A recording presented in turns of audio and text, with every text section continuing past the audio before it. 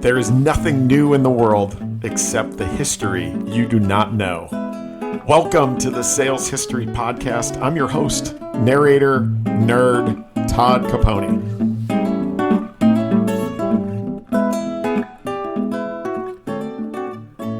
A few months ago, an entrepreneur and sales guru you may be familiar with, his name is Ben Tenpass, asked, "Where do quotas come from?" And my answer was, gosh, I don't know, but I want to know. So it got me digging into my old books and magazines. I searched through indexes just for the word. And I did find the term quota used a number of times. The first time I found it was in literature around the company NCR in 1904. So National Cash Register Company, John Patterson, NCR, that they actually mailed a daily newsletter to their 1,000 salespeople. Yes, mailed, and yes, daily, and it was called the NCR quota number. But again, what did it mean? Like, where did it come from? Why did quotas become a thing? And I think I figured it out. So with today's episode, I want to talk about this idea not only of quotas, but of sales compensation. Because quotas weren't used like they are today, where we use that word for what are targets or goals. But at the time, a quota was a quota. It has everything to do with compensation plans, how reps of 100 years ago were paid. I wonder if their thinking back then was actually better than it is today. So let's dig in. Early 20th century sales compensation and quotas. Are salespeople coin operated? If you asked me this today, I'd say yes, if you're doing it wrong. I mean, compensation is an extrinsic motivator. If I ask you to go dig some holes in a field, you likely wouldn't do them unless there was some sort of tangible payoff. Unless for some reason you just like digging holes. That's extrinsic, right? An extrinsic motivator is needing something from the outside to motivate you to do something that maybe you wouldn't normally do. In today's world, compensation should be the reward for doing work you are intrinsically motivated to do, not the reason you do the work. So create an environment, a culture where people love what they do, who they do it with, and who they do it for, and then reward them. That's ideal. And that's our brains. That's how we're wired. Why should it have been any different back then? Well, turns out it was. Extrinsic motivation, so the money and the tangible rewards, had a different role back then, and here's why. I want you to imagine the year is 1911, so 110 years ago. You are a sales leader. You have a team selling your goods, across the state, maybe across even the country. Those reps, they're not in the office in the morning. There's no telephone prospecting or appointment setting or emailing. Your reps are out in the field selling business to business, door to door, town to town. And they're not taking a day trip to New York like they would today. Like, hey, I'll be back in the office tomorrow. Like, they're taking trains to different cities slowly. They may even live there. So with that in mind, you got a bunch of reps that are never around. And how would you manage them? How would you coach them? How would you even communicate with them? There's no CRM system, there's no email, there's no mobile phones, there's no Slack. And how do you create a culture where intrinsic inspiration thrives in 1911? Culture? Like, seriously? There is no company culture. That term company culture, you won't find anywhere, because intrinsic inspiration came from yourself, and it likely centered around money. As a company and sales leader, you had to trust those who are representing your products to represent you well. So compensation plans, while similar in thought, meaning the more you sold, the more you made, played a different role back then than they do today. So think about that for a moment. Imagine paying a salary to a sales representative in today's dollars, but not having any idea for days what the salespeople you're paying are up to. You're investing all that money with no visibility. Need to get a message out to the team? Well, you're probably sending telegrams. Oh, well, you better send a telegram. It was like sending an email or a text, it just took longer. It's a series of beeps coding across large wires and spaces converted to typewritten word. It's how you communicated across distances. And it was used a lot. As a matter of fact, while it wasn't cheap to send a telegram, in 1929, there were 212 million telegrams sent in the U.S. So with that, like, how did you coach your team? It's probably inspiring letters and telegrams. And as a rep, you were sending your metrics and data and stuff back. But I mean, it's actual letters and telegrams. And the question that we're all trying to face here is, how did you motivate? And it was primarily had to be money. I mean, yes, they tried other things. As a matter of fact, I'll discuss one of the sales contests I found from the early 1900s a little later on. But this lens, remote reps, very little oversight, very little visibility, very little interaction, and a booming economy had everything to do with how reps were paid. And like I said, we'll come back around to quotas too. So let's talk about comp first.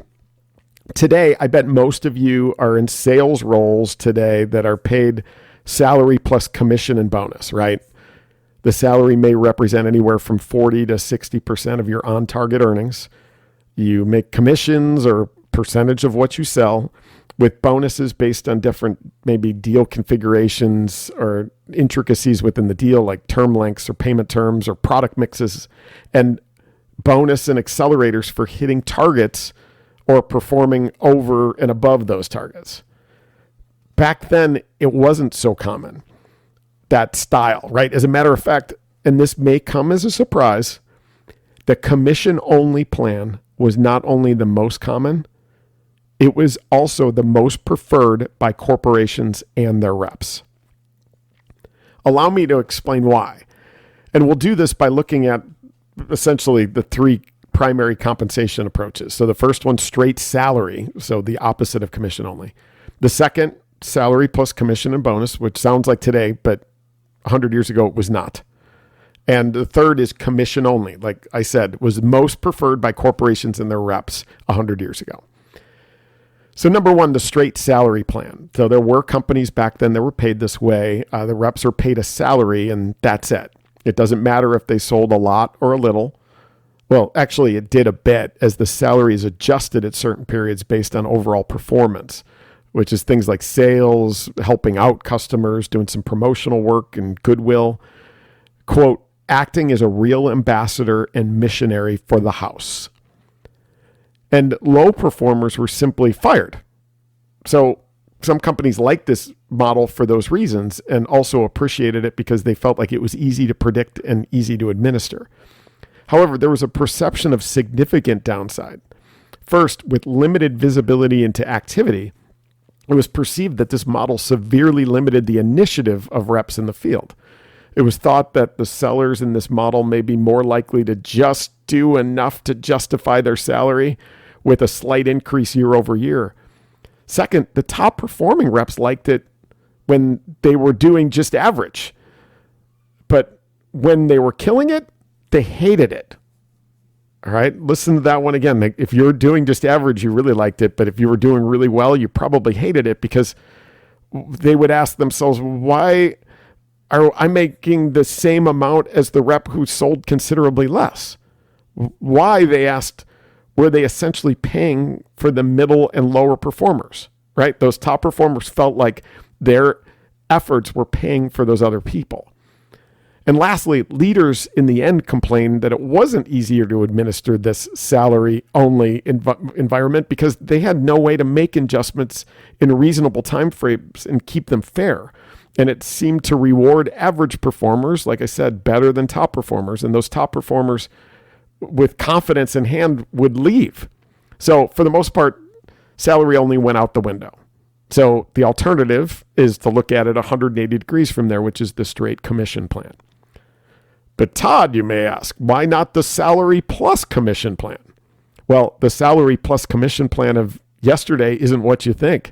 How we think about it today wasn't a thing back then. So let's talk about those configurations. Number 2, the straight commission plan, and number 3, the salary plus commission and bonus plan, because essentially they were the same thing And like I said, it leads us to the discussion about what quotas were. And here's what I mean. While it may sound insane to take a job with a straight commission plan, meaning you only get paid for what you sell, however, it was very common and very popular at the time. Now, why? Well, remember the environment. There's very little oversight. There's very little communication. There's very little opportunity to coach and motivate. It had to be extrinsic. It had to be money. And there was also a prevailing thought. It came from a prominent publisher up until World War I, a guy named Walter Hines Page, who was quoted as saying, "The man who is afraid to gamble on himself is not worth a damn." Like, all right, take that. So salespeople loved it, though, too, that they were purely independent and got paid for what they sold. Commission percentages, I don't know what commission percentage you make now, but back then you're talking in a commission-only environment, you're making 33 to 40% in most cases. And so there was no lack of motivation there. And then given that there was no 401k or savings plans, the priority wasn't to just pay for today's bills. It was often to maintain a standard of living plus saving against, quote, old age or disability. The opportunity was real in sales in a commission-only role. Now, the downside to salespeople were the economic downturns, right? At the time, there weren't many of those, though. There was World War I, then for a short period in the early 1920s, and then a very short recession in 1926. Aside from the Depression in 1929, I'm talking about that period from the 1900s through that Depression. The periods were booming. I mean, overall, the 1920s was a decade when America's economy grew 42%. Mass production spread new customer goods into every household and required salespeople to do it. The modern auto and airline industries were born. The U.S. victory in World War I gave the country its first experience of being a global power. Soldiers returning home from Europe brought with them a new perspective and energy and skills, and everyone became an investor thanks to easy-to-access credit. The United States at the time was producing almost half the world's output because World War I, frankly, destroyed most of Europe. So if you were in sales, selling something worth buying, commission only was the way. Now, some managers didn't love it because they didn't have control. Salespeople wouldn't sell for the long term. They'd sell for the short. They wouldn't really help out the customer. They wouldn't promote. They wouldn't help set up whatever the customer bought. They were essentially sell and go. But both of those issues were addressable. First of all, during downturns, smart companies actually increased commission rates that not only kept their top performers, but they gave them a little extra incentive. Now, while the margins might be reduced, low turnover and maintained revenue beat the companies who didn't do the same. And managers actually did have control. Some of the contests I've seen run over a telegraph and mail were pretty impressive. I found in an issue of System magazine in 1922 a sales contest run within a company called the Union Trust Company called the World Series.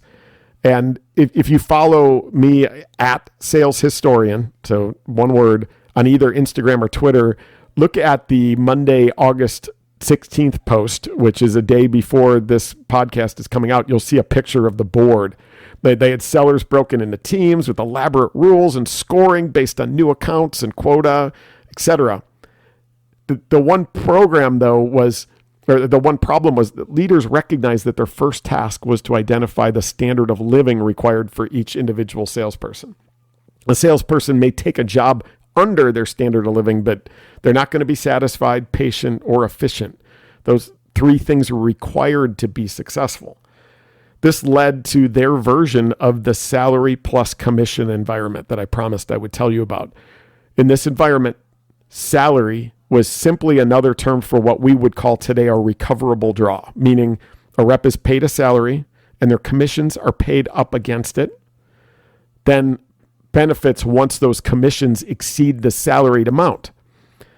With the salary plus commission plan, the early 1900s version, that there was a requirement for something called a quota. As mentioned at the beginning, The first mentions of the concept of quota were found specifically in my research around John Patterson and NCR, which is still to come in future episodes. But quota today versus what a quota was back then, quota and quota achievement was solely about bringing in enough revenue to pay for yourself, your salary, your expenses associated with you being in the employee of the company, maybe even the opportunity cost against having someone else in the territory. I mean, there was some companies that did things a little bit differently, but this is a number. How much it cost the company to have you there. That became your quota. So from a compensation perspective, if you're on salary plus commission, it worked like this. Your salary was your pay until you reached your quota. In other words, until you paid for yourself. Once you exceeded your quota, commissions are paid. In other words, you bring in enough to pay for yourself plus the comfort of having you in the territory versus another. You possibly received a separate target where oftentimes bonuses and accelerators may be provided for achieving it. However, quota back then, well, it was pretty black and white. If you're not a profitable asset to the company, you were likely gone. But again, think about what quota meant back then. It was to pay for yourself. Certainly, there are many iterations on this, including adding an additional bonus component designed for special accomplishments. It could be based on profits. It could be based on the ease to ship, where sales near a manufacturing facility, those might pay better than those in the suburbs. Could be based on having a goal or a target. In other words, maybe you had a quota, a fixed minimum by whereby you have been paid. All right. So today we've somehow blended and confused the terms quota and the term target or goal. Should we be thinking about that differently? I mean, part of me thinks yes. A quota makes sense, right? As a salesperson, you should at least be bringing in enough revenue to pay for yourself and the costs that go along with you in the role, right? I mean, there's a Panera Bread that just closed near my house because it wasn't profitable. A quota as a number that defines you as a profitable asset as a salesperson, where almost everyone should hit it and hopefully crush it, would feel more reasonable, right? And then companies could have a target or a goal, which, as we know, having SMART goals, SMART meaning specific, measurable, attainable, realistic, and tangible, has a marked impact on performance. Maybe not everyone hits that, as I keep seeing stats that only 40 to 50% of sellers are making today's form of quota. The wording is wrong, right? What do you think? Quotas being the minimum number that it takes to pay for yourself as a resource in an organization and make you a profitable investment for the company, and then maybe having a separate target where quota, yeah, you got to hit your quota to stay there. And target is, hey, here's the opportunity for you to set a SMART goal, something that you can attain, and something that gives you the opportunity to even hit accelerators if you over-attain it. That may make sense. And I'm wondering whether or not we should be thinking about exploring that concept a little bit further. So, as always, thank you for letting me talk about this. I love this topic. And Ben, thanks for suggesting it. I love doing the research on it. And I hope that you learned something today. And maybe it gives you a different perspective on how we should be thinking about quotas versus targets or goals. As always, rate and review where you listen. And I'm always up for feedback on not only what you like and don't like, but if you've got other things that you want me to dig into, I love the nerdery around it. So thanks again.